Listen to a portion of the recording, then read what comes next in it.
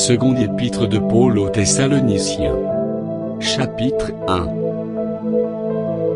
Paul, et Sylvain, et Timothée, à l'église des Thessaloniciens, qui est en Dieu notre Père, et en Jésus-Christ le Seigneur.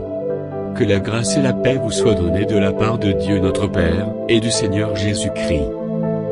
Nous devons à votre sujet, frères, rendre continuellement grâce à Dieu, comme cela est juste, parce que votre foi fait de grands progrès, et que la charité de chacun de vous tous à l'égard des autres augmente de plus en plus.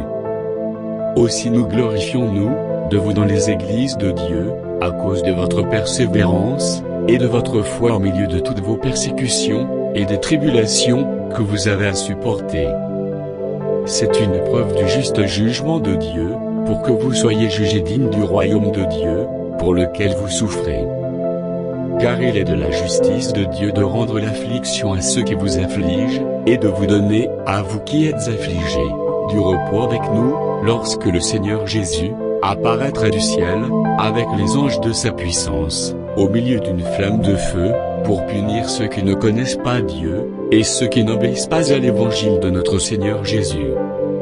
Ils auront pour châtiment une ruine éternelle, loin de la face du Seigneur, et de la gloire de sa force, lorsqu'il viendra pour être, en ce jour-là, glorifié dans ses saints, et admiré dans tous ceux qui y auront cru, car notre témoignage auprès de vous a été cru. C'est pourquoi aussi nous prions continuellement pour vous, afin que notre Dieu vous juge digne de la vocation, et qu'il accomplisse par sa puissance tous les desseins bienveillants de sa bonté, et l'œuvre de votre foi, pour que le nom de notre Seigneur Jésus soit glorifié en vous, et que vous soyez glorifiés en lui, selon la grâce de notre Dieu, et du Seigneur Jésus-Christ.